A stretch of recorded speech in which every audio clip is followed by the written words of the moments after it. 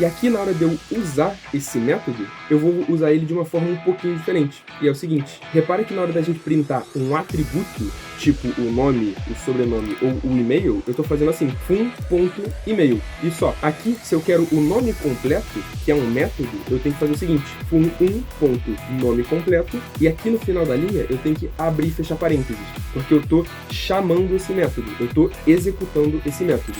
Classes no Python. Para que serve? E como é que a gente usa isso? Como é que a gente cria as nossas próprias classes? É isso que eu quero explicar no vídeo de hoje.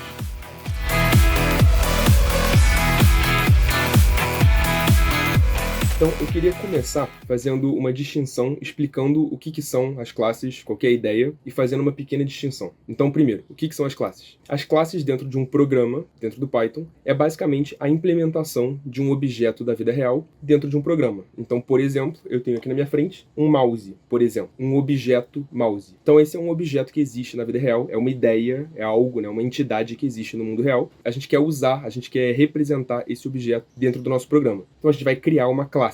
Tá, a gente vai criar um objeto para representar esse mouse. É mais ou menos essa a ideia. Então, aqui no vídeo de hoje eu vou mostrar para vocês, vou dar um exemplo aqui de um funcionário. Tá? Então, o objeto não precisa ser necessariamente coisas, né? Objetos de fato. Podem ser ideias mais genéricas. Por exemplo, a ideia de um funcionário. Então, a gente vai implementar a ideia de um funcionário dentro do nosso programa. E como é que eu crio a minha classe? Exatamente dessa forma daqui. Tá? Então, a primeira versão aqui que eu vou criar é simplesmente isso aqui. Então, para criar uma classe, eu vou digitar, né, eu vou escrever a palavra class, aqui tudo minúsculo, vou dar um espaço e vou dar o nome aqui do objeto que eu estou criando. No caso, eu vou criar um objeto funcionário e a convenção é usar aqui a primeira letra maiúscula, tá? Funcionário, então, com F maiúsculo. Coloquei 2 pontos aqui no final da linha e na linha de baixo, com 4 espaços aqui, né? Esse bloco de código tem que estar indentado. Eu só deixei aqui 3 pontinhos, porque a gente vai implementar isso aqui daqui a pouco, tá? Então é só para não quebrar o programa, o Python já entendeu que eu vou implementar isso aqui mais tarde,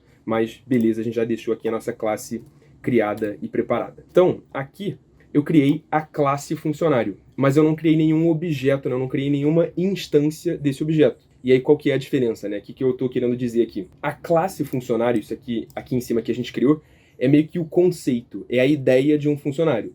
E aqui mais tarde no nosso programa, aqui embaixo, eu vou criar alguns funcionários, né? Eu vou criar algumas instâncias desse objeto funcionário. Então, por exemplo, eu vou criar um funcionário 1 que vai receber esse meu objeto, essa minha classe funcionário. E eu posso criar um segundo funcionário, um fun2, que recebe também essa mesma classe funcionário. E repara que na hora de inicializar esse objeto, no final da linha aqui, depois de eu escrever o nome da classe, eu vou abrir e fechar parênteses, tá?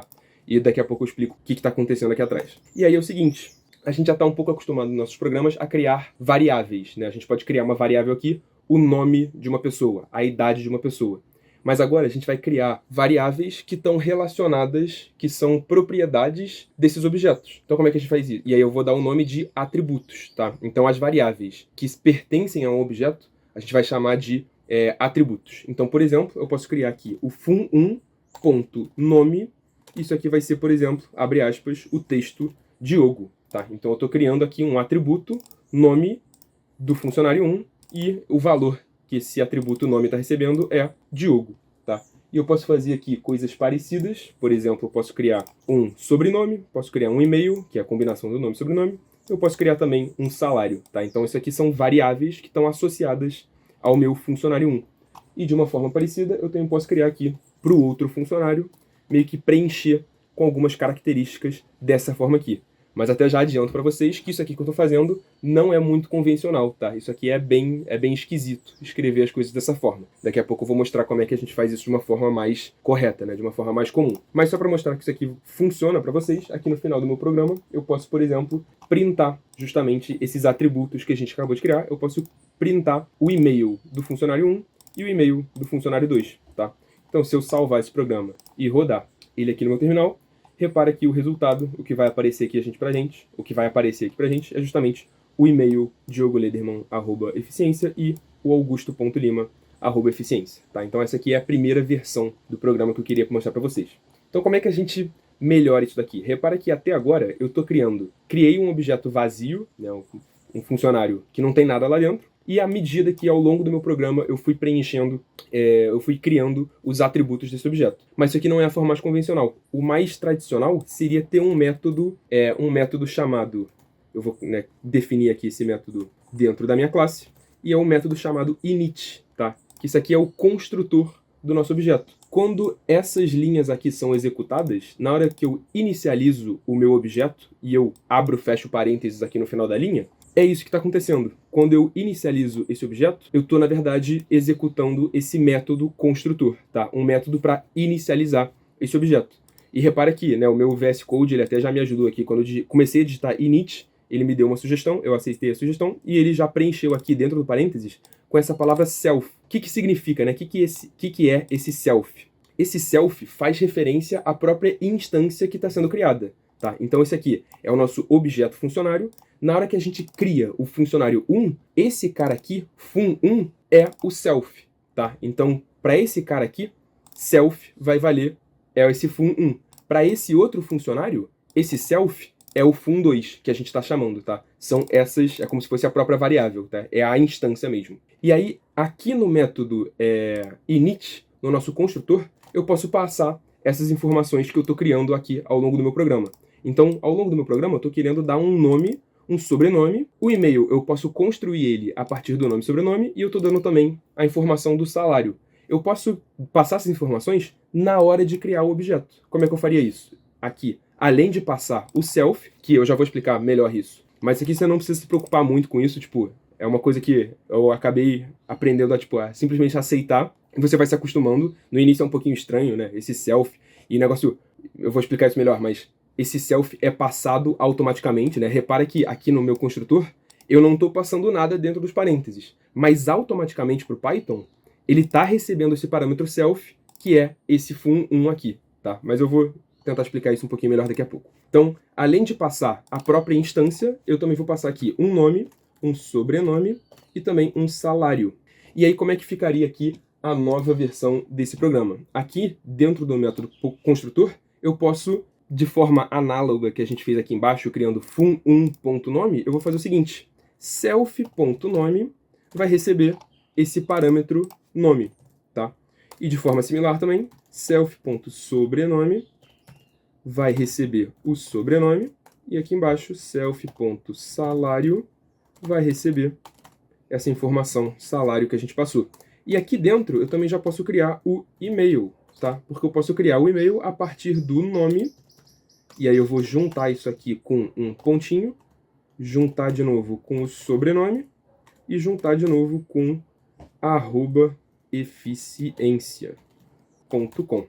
Beleza, então agora a gente não precisa mais criar essas informações aqui ao longo do nosso programa. A gente pode criar elas na hora de criar o objeto. Então, na hora que eu estou criando o funcionário 1, eu vou dizer que o nome dele é Diogo, que o sobrenome dele é Lederman e que o salário dele é 50 mil. E aqui embaixo, na hora de criar o 2, eu vou criar que o nome é Augusto, o sobrenome é Lima e o salário é 60 mil.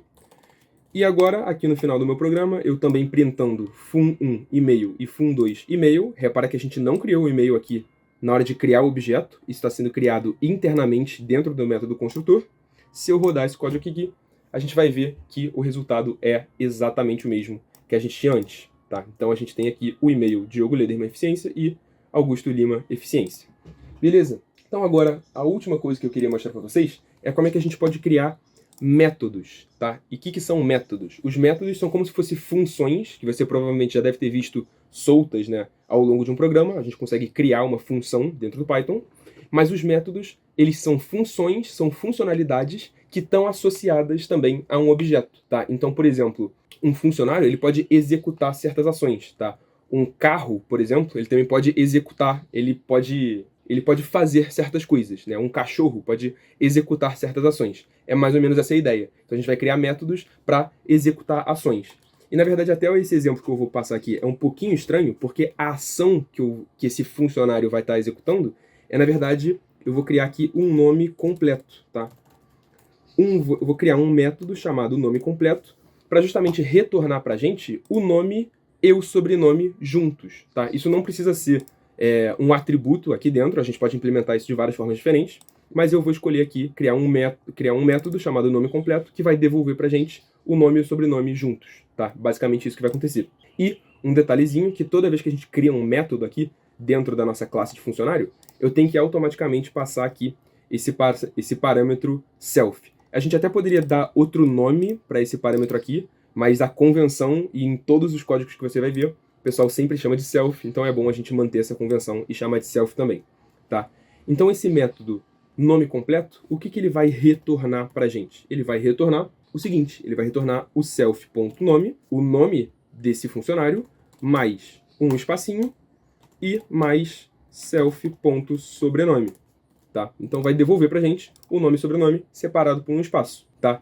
E aqui na hora de eu usar esse método, eu vou usar ele de uma forma um pouquinho diferente. E é o seguinte, repare que na hora da gente printar um atributo, tipo o nome, o sobrenome ou o e-mail, eu tô fazendo assim, fun.email, e só. Aqui, se eu quero o nome completo, que é um método, eu tenho que fazer o seguinte, fun1.nome completo, e aqui no final da linha eu tenho que abrir e fechar parênteses, porque eu estou chamando esse método, eu estou executando esse método. Eu quero printar o resultado, tá? Eu quero printar o valor de retorno desse método. Então eu coloco aqui esse abre e fecha parênteses, e do jeito que está, se eu salvar isso aqui, eu vou até printar aqui também o fun2 nome completo, e vamos dar uma olhada nisso aqui. Então a gente recebeu aqui o e-mail e aqui embaixo o nome, espaço, sobrenome, exatamente como a gente esperava. E só para também exemplificar o que acontece se eu esquecer desses parênteses aqui, o que está acontecendo? Na verdade, se eu printo fun1.nome completo, dessa forma aqui, o que está aparecendo aqui no meu terminal é esse método daqui, tá? É meio que a função, a gente está printando a funcionalidade e não o valor de retorno dessa funcionalidade, tá? A gente não está executando a função e mostrando o retorno. A gente está printando literalmente a função. Por isso que a gente está vendo aqui que isso aqui é um método lá do funcionário, então isso aqui é um objeto e em um certo endereço da memória. Isso aqui é até interessante eu mostrar também, ao invés de printar também fun1 e-mail e fun2 e-mail, uma outra coisa, a última coisinha que eu quero mostrar para vocês nesse vídeo é o seguinte, se eu printar diretamente aqui o próprio objeto, né, eu não estou printando nenhum atributo dele, não estou executando nenhum método. Se eu printar o objeto inteiro, o que vai aparecer aqui no meu terminal? Para a gente entender. Então a gente tem um objeto, esse aqui é o fun1, né? Então a gente tem um objeto. Isso aqui é o endereço da memória em que está esse objeto. Então repara que eu printei fun1, fun2, e repara que eles estão em locais diferentes da memória. Esse endereço da memória aqui termina em 840, e esse aqui de baixo, do fun2, está armazenado no endereço que termina em 870. Então a gente vê que são dois objetos distintos na memória do computador. São dois objetos diferentes. São dois mouses, né? É a ideia de um mouse, só que dois mouses diferentes. Mais ou menos essa é a ideia. Então é isso que eu queria mostrar para vocês. Espero que tenha ficado um pouco mais claro aí essa parte de orientação a objetos, que é um assunto meio delicado, né? Um pouquinho complicado de entender no início, mas espero que tenha esclarecido aqui alguma coisa. Se você gostou, deixa o like, se inscreve no canal e eu te vejo na próxima.